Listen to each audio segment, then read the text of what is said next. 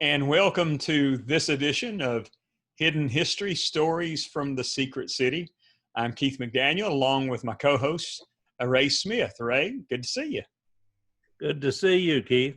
Why don't you introduce our guest today?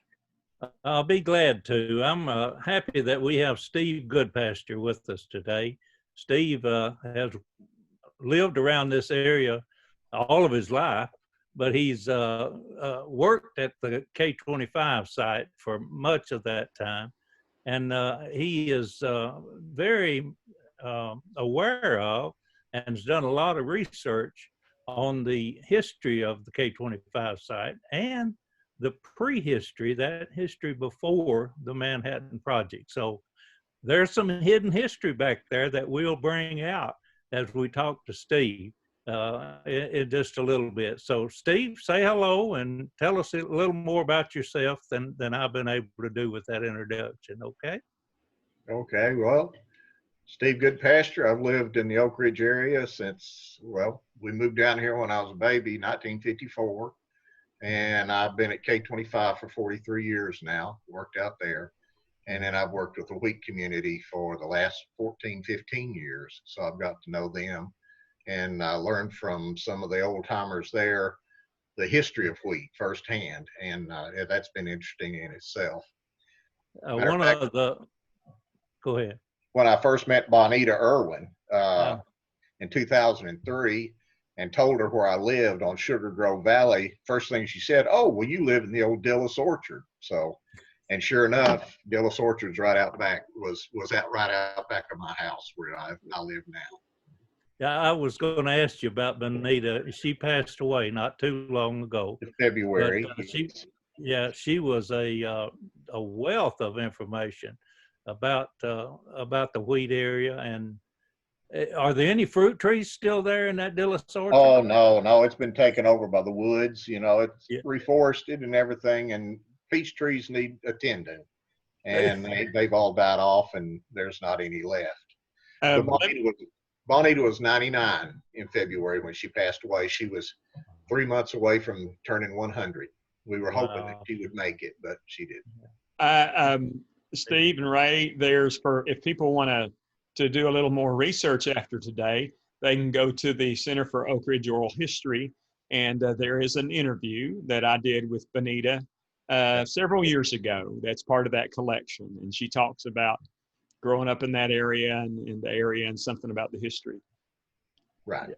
That's good. And just to remind folks, all you need to do to get to those oral histories is just put COROH, Center for Oak Ridge Oral History, in your web browser, and the first thing that'll come up will be the Oak Ridge Public Library, and it'll be that page will be there for you to select.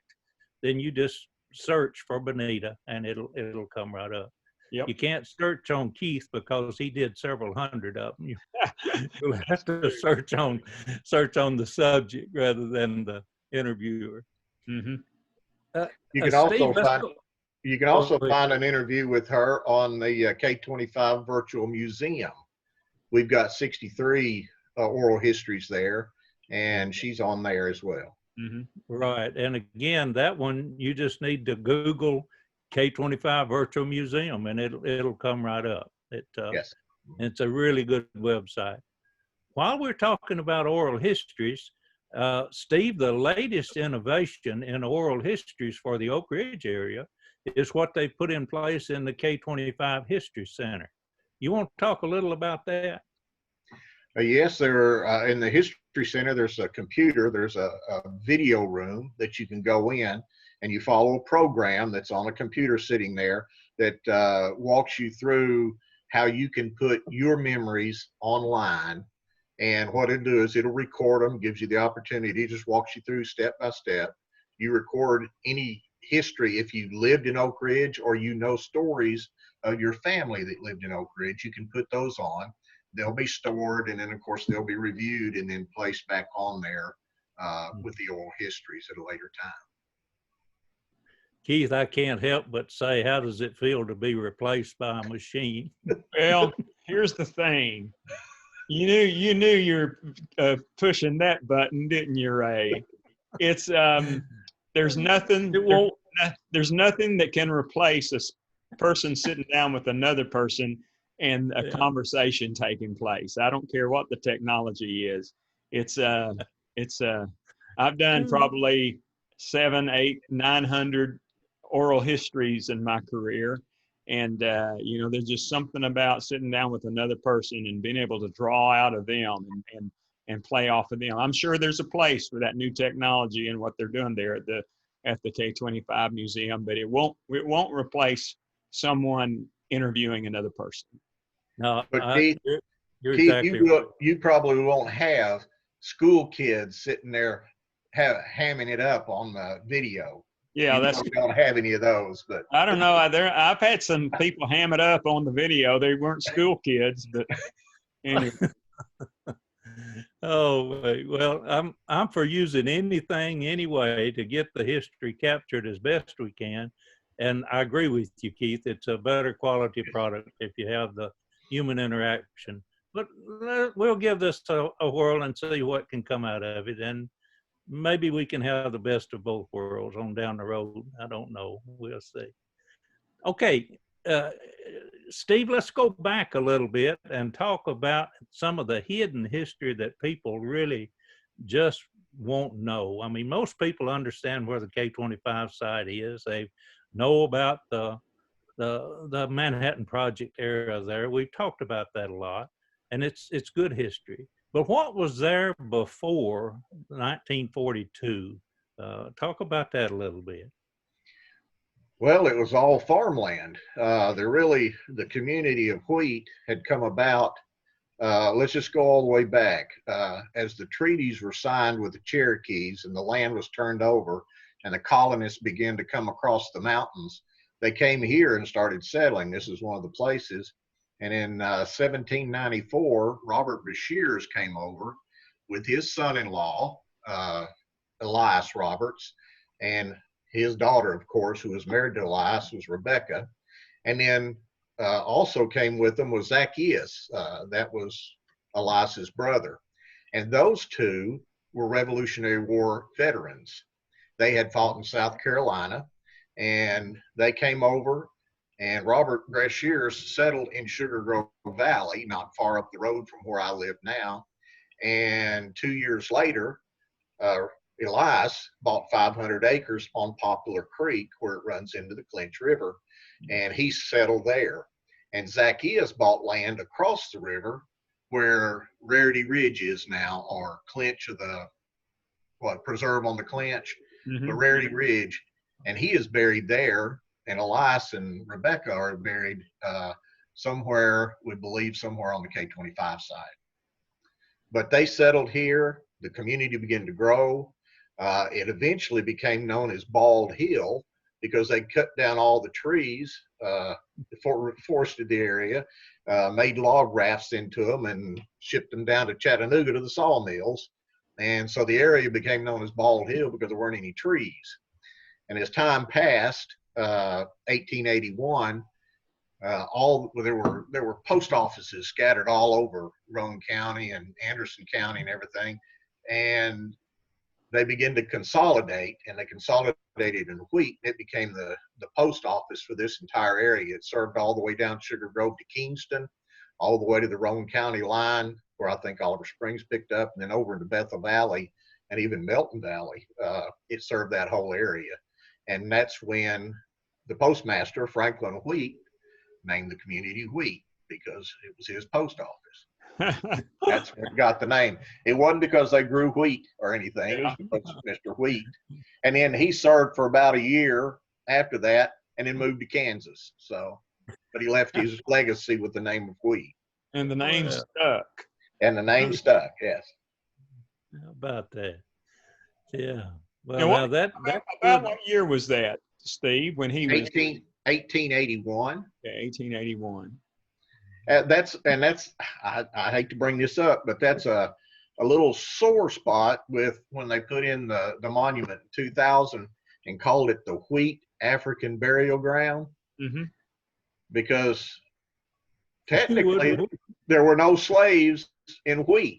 It was 1881 when it became Wheat. It should have been called Roane County Burial Ground or something like that. But It rubbed some of the the citizens of wheat a little bit that they called it the wheat African burial ground. So Right. It's hard to get the history straight. I mean, it is. I have a hard time getting ing left off of Clinton Engineer Works. They Yes, all want to put I ing. And, I agree with you there. Yeah. some of the signs in Oak Ridge, even the ones that just went up recently, have ing. Aggravates me, Right. but only so much you can do about it. You know, speaking of that African burial ground, I did an interview. Gosh, it's been almost 15 years ago with Richard Gallagher, and his family lived where the K-25 site is, and he talked about them having a servant, an African American woman, who helped his mother, and I don't know if she's buried there or not. It's been a long time since the interview, obviously, but he remembers talking about how the family would have a family cemetery, and that the servants wouldn't be buried in the cemetery, but they would be buried just outside the fence of the cemetery because they loved them. They were like family members. Yes, the house servants. If you go over to the Gallagher Cemetery, Mm-hmm. which is just down toward the powerhouse, Mm-hmm. it's got a stone wall around it, a concrete wall.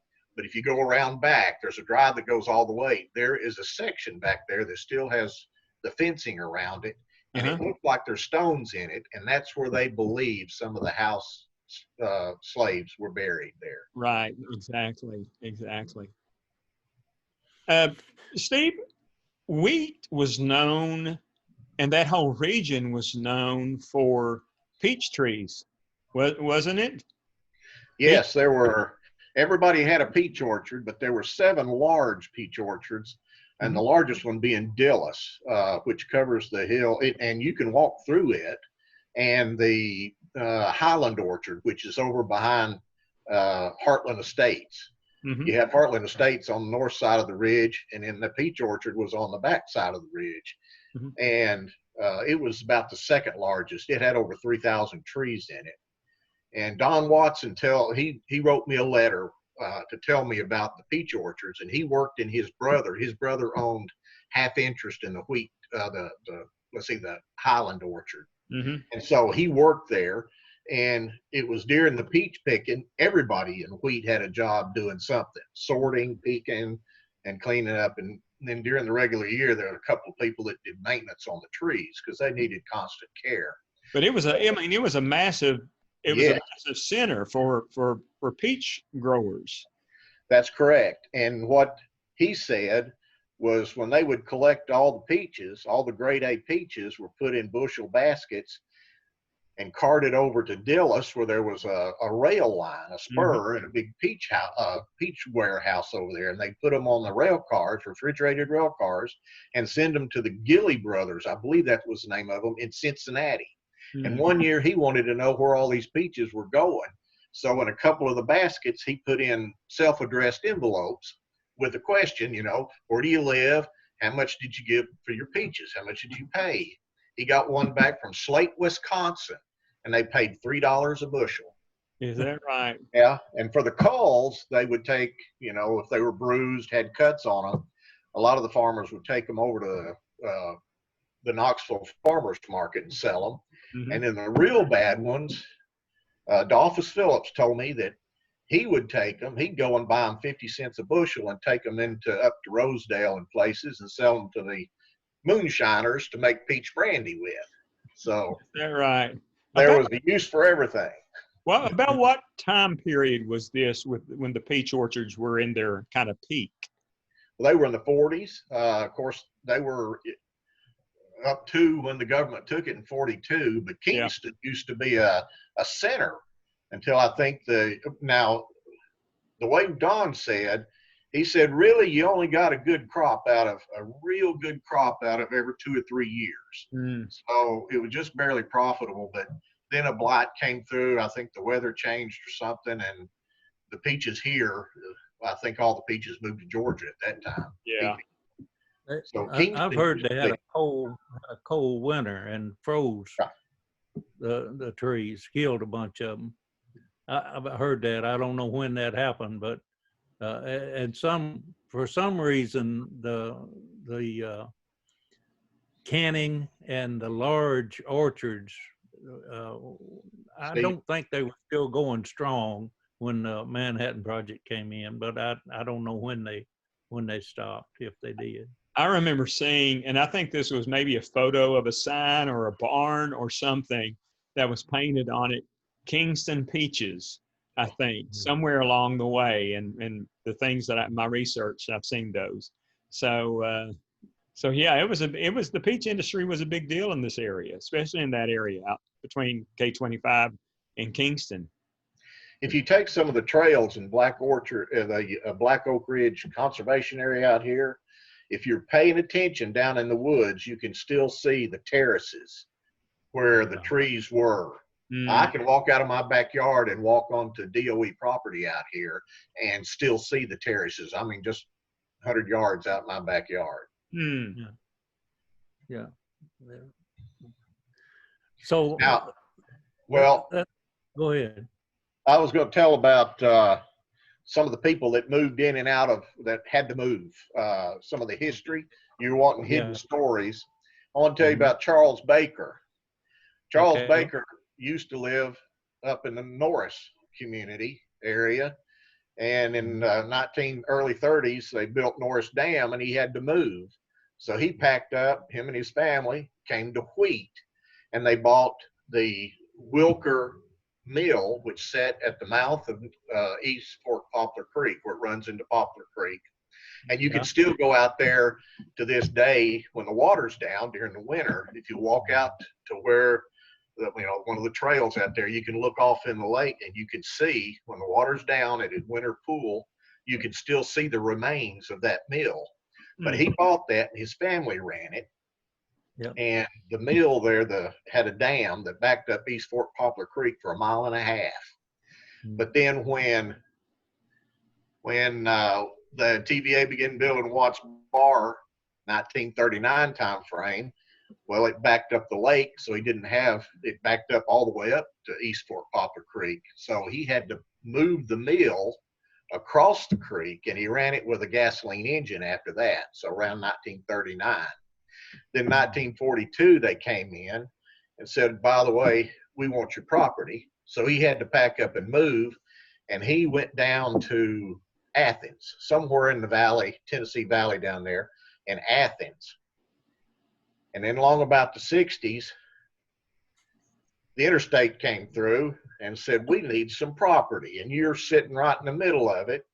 And so he didn't have to move, though, because the environmentalists, he had a big spring on his property, and the environmentalists said, let's move the interstate over a little bit so we can leave it. So he didn't have to move. But he's somebody I wouldn't want to live next to, I don't think. Well, isn't that the truth? He drew government projects to his house. Yeah. Sounds like he did, sure enough. I've been to that head of East Fork Poplar Creek and seen that mill. You can see the base of it down in the water there. And there's an old bridge out there, or at least you can see the remains of it there at that same place. And if anyone's hiking in that area, you can just go in, at the junction of 95 and 58 at that parking area there and walk right back there to it. It's not far, a mile or so. Yeah, it's about 1.5 miles, I think, back there. But I think the mill, we don't have any pictures of it, but the way it looks like it might have looked like York's Mill, Alvin York's Mill up in Pall Mall, because it has, if you go when the water's down, you can still see the pyramid type pillars that it sat on. So it sat above there, so it must have had a shaft that ran down, and when you can see the runs there that run. So I assume it's similar to Alvin York's Mill. I wouldn't be surprised. Yeah, Steve, I was going to ask Steve a question. Talk a little bit about Happy Valley, and would Happy Valley be considered to have been in the wheat community? Oh yes, Happy Valley ran on the other side of the highway, the turnpike there, Highway 58, from the K25 site, and it was for the construction workers that built K25 building out of J.A. Jones. They lived there. There's up to 12 to 15,000 people lived in there.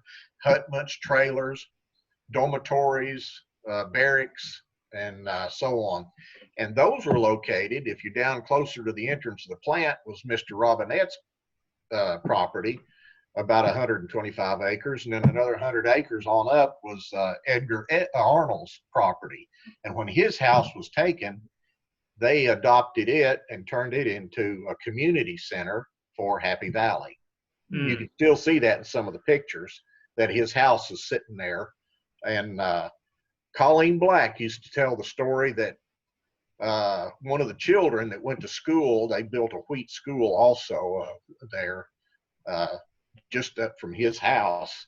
Matter of fact, it's where that trucking, it's right at the red light, at where Blair Road comes into the turnpike. That's where the school sat. And they said as a little kid that you'd ask him, well, where did you spend the day? He spent the day at the community center in the nursery school. And you'd ask him, well, what'd you do today? And he would say, I went to Nazi school.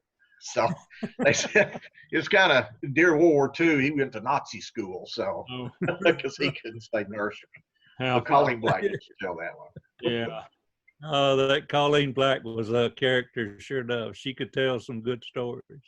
She worked at K-25. Yeah, she worked at K-25 as she was one of the leak check girls, I think. Yeah. They crawled among all the hundreds of miles of piping in the K-25 building checking for leaks because they had to all be leak free. She's Colleen is the one that when Denise Kiernan called me and said she wanted to write the book, The Girls of Atomic City, and I told her, well, I'll be glad to introduce you to some of them.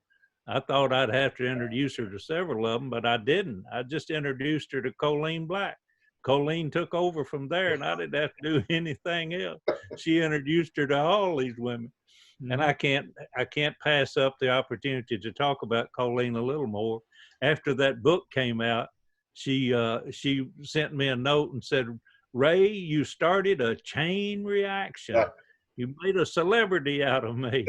And you know, she and some of those other ladies used to go down to Panera Bread every Friday. And when they'd go, they'd take a pencil with them so they could sign those books that people would bring by for them to autograph. So Denise did a good turn for those ladies that were Calyatron girls. And of course, that term Calyatron girl, here's a little hidden history. That term Calyatron girl came about in 2004 when Gladys Owens came back and saw herself in that picture. And Steve Stowe, who was the director of the American Museum of Science and Energy, called me and said, Ray, I found you a Calyatron girl. Now, they didn't go by that name. They went by cubicle operators is what they were called back in the day. But we started that term, Steve and me did, by just calling them Calyatron girls, and it stuck. It took off, and as far as you know, that's what they were now. It's another one of those things you can't fix. You know what I mean? It'll go. Hey, Steve. Oh, go ahead, Ray. No, you got it. I got mine. Go ahead, Keith. I was going to switch gears a little bit. I know that there was a seminary. Wasn't there a seminary located in Wheat? Can you tell us a little bit about that? Well, there were back at those before the 40s and earlier. Education was taken care of by the communities. It wasn't a public education. And there had been a school in Wheat since the mid 1800s. A minister came in, a Methodist minister, and started a Loud School. L-A-U-D is what they called it, because everything was learned by repetition. You just said it, the teacher would say it, and then you would say it, and you got repetition. And from there, another school was built. And then in 1877, they decided that they needed a seminary. And they built the seminary, got all the people together at Wheat. All the churches supported.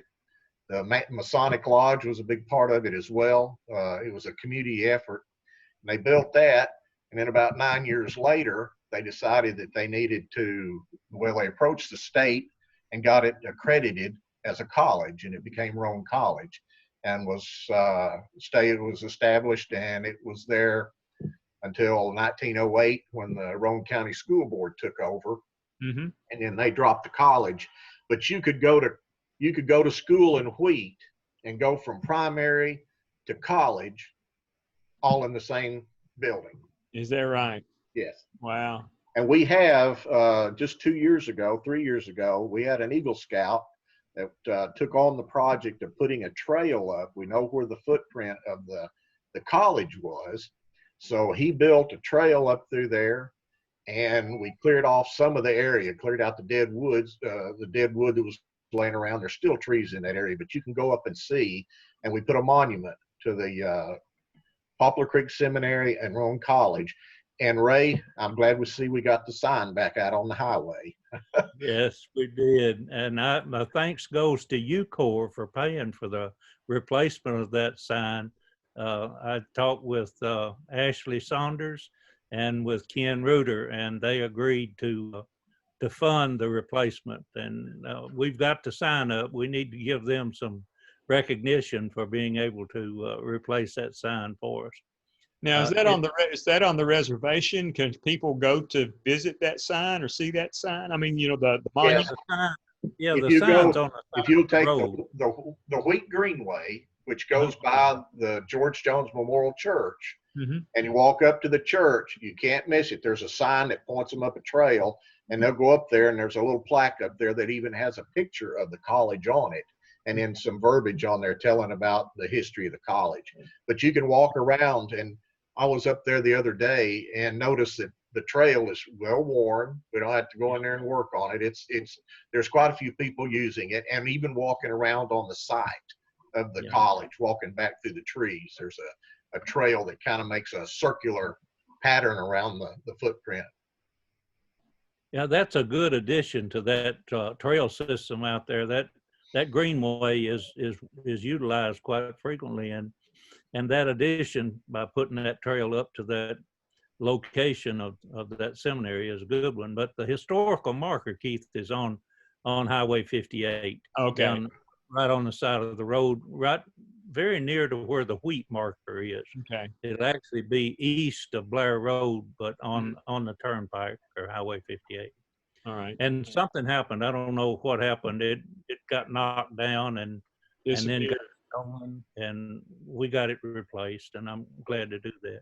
Well, Keith, good. I'm sorry, Steve. Let's talk about the George Jones Memorial Baptist Church just a little bit. That's another location that's a very historical spot, and they still have a reunion, I think, there every year. What, the first Sunday in October? Yes, first Sunday of October, and we're up in the air about this year. We got to wait and see what the virus does. I don't want to drag. We got a lot of old people that come to that, and so even DOE has called to ask if they're going to have it. I know they were talking about the Bethel Church as well. Their reunion was on Memorial Day, and I think they canceled it. So yeah, they didn't hold it this year, but and you understand why. Yeah, but I'm hoping by October. Well, you don't ever know what's going to happen. You'll just have to play it by ear. Now, let's see if we can make a connection here. Just outside of that church, there's a set of millstones. Yes. Talk to us about them. Well, those are from a mill that is it's halfway between Oak Ridge and the church. It's on East Poplar Creek. Matter of fact, it's in Horizon Center. If you come from Oak Ridge, if you want to see the mill site, you still can. You take the first turn into the name of that Europia or whatever the name. Right. I can't remember the name of those roads, but you take it in, take that first right, and when you come to the creek, find a place to park, and don't cross the creek, but walk back the creek. Well, you can go on either side, but you'll get back there and you'll find the pile of rocks where the mill set, and you can definitely tell there was a mill there. And a number of years ago, probably 12, 15 years ago, when they were doing, it was called ED1, that parcel of land, before the Horizon Center was put in. They knew those millstones were out there, and there was a record company that volunteered to get those stones because they were laying on the bank of the creek. and they picked them up, brought them out, and they mounted them there beside the church. So those from one of the original mills that worked on East Fort Poplar Creek back near Wheat. So there's another little piece of hidden history that's pretty current history, but in that same Horizon Center, there's a tree down there, a sycamore tree, that's been named in honor, recognized as possibly the largest sycamore tree in East Tennessee. And it's been attached to Joe Linhart, who's my neighbor, or was, and recognized in his honor. Now, Steve, I don't remember if that's on the same road that the mill is or not. It's on one of them, but I can't ever remember which one. Well, that's a loop that goes in there. You go in one and come out the other. If you go to the second one, coming from Oak Ridge, you stop just before you get to the creek, and it's on the downstream side. There's a trail that'll take you to it, and it's right down by the creek. Yeah. It's a big sycamore tree. In fact, it's huge at the bottom, and then about 8 or 10 feet up, it's 3 trees that go up. 3 big trunks come up out of it. So I got the picture. Proud when they did that. I've got pictures of all my grandchildren at one time or another sitting in the fork of that tree. We always would go down and walk down through there through the woods and stuff. So. Oh man, that's good.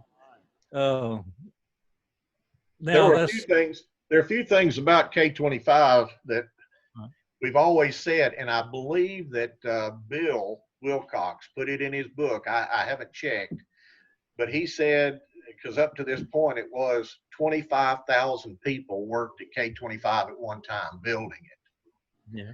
Well, that's a little bit incorrect, because that's the construction workers.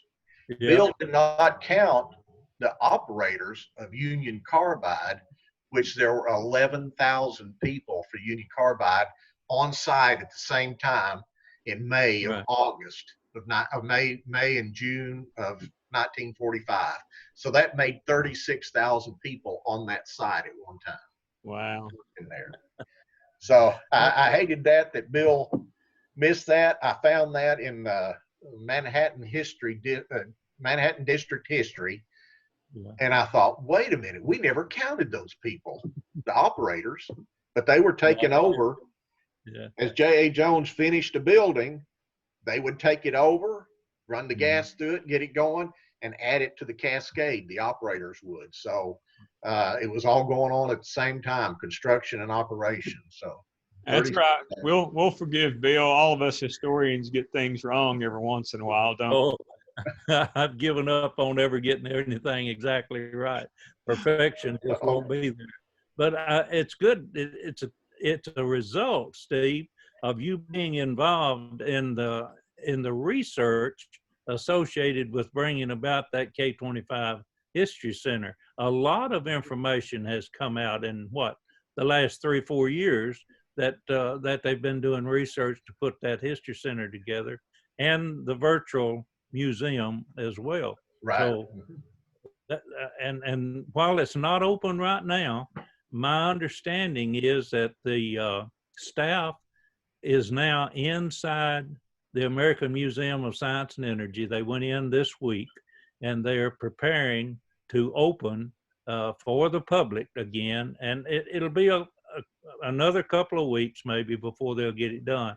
But when they open the American Museum of Science and Energy, they'll open the K25 History Center, I believe, at the same time. So we may see it back open up. It was opened, dedicated the last week of February of this year, and then just in a few weeks had to be shut down, along with the other museum as well. Right. But I'm hoping that we'll see those back up, and I know people enjoy that. It's really well done. Well, we've got some good artifacts there from Wheat too. We have the bell from the school. I was going to ask you about And we have the bell. Yeah, we have the bell, and then we have the cornerstone. That was donated by the Masonic Lodge that used to meet in the McKinney store, and then they had to move in 1942. They moved to Dillis, and they still had the cornerstone. And as I went and Bonita told me about, well, I thought that, well, no, actually I had seen it because that's where I go to vote. We did. And I had seen it because they had it pushed up against the water fountain, and kids would step up on it to get a drink out of the water fountain. That's what they were using it for. It was the cornerstone for what? For the Wheat School. Oh, the Wheat School cornerstone. Yes. And it was a time capsule. And when they put it in there in 1916, when they built it, they put in a paper from the Knoxville, I don't know, it wasn't the Journal at the time, a Knoxville newspaper, October the 27th, 1916. They put a 1916 Buffalo nickel in there and some Masonic Lodge literature, a Bible. And when the government took over, it was still in the building. And when they tore the school down, they contacted the Masonic Lodge, and they gave them that cornerstone, which had the time capsule in it. And in 1951, I believe that was the 100th anniversary of the lodge. They had a big opening of that and the anniversary, and the lodge had lists of people that came. They had the members of the local lodge, but then visitors. They came from Oklahoma, New York, Alabama, all over for this meeting, and they opened that cornerstone. And not only do we have the cornerstone, but we have that Bible, the newspaper, and the nickel, and some of that literature in the museum so you can see it. Now, once the museum opens back up, once the History Center opens back up, is there a regular schedule, or is there an admission fee, or how does that work, Steve? It's the same. The hours are the same as AMSI. I think that's 9 to 5, and they do not have an entrance fee out there right now. Okay, all right. So it's free. Well, good. But it's a good museum. I mean, the story has been told very well by the people that put it together, that helped us assemble it and everything. And we've got 301 artifacts out there, from everything from the size of a nickel all the way up to a miniature fire engine. Yeah, a criticality response unit. Right, criticality unit that was used. Oh, good. It was never used for that, thank goodness. But I hear you. You're right. That would have not been good. Well, Steve, thank you so much for taking a few minutes and talking to us and sharing some of that history today. We really appreciate it. Well, I'm glad you invited me. That has been fun. Yeah. Well, good. Hey, Ray, who do we have coming up in a couple of weeks? Well, the next person we have coming is Alan Lowe and Matt Mullins. Alan is the new director of the American Museum of Science and Energy, and Matt is the marketing manager for the museum. So we'll talk even more about the K25 History Center next time, and we'll talk about the American Museum of Science and Energy. And now what I've asked them to do is to bring us some hidden history that comes along with the museums that they're managing. So I think it'll be a good session to talk to Alan Lowe and Matt Mullins. And that will be on June the 20th, Saturday, June the 20th. We're going to do that, and we'll have that posted that day. Yep, sure will. All right. Well, thank you, guys. We appreciate it. Thank you. All right. Thank you, folks. Steve. Folks, thanks for watching. Thanks for listening. We'll see you again.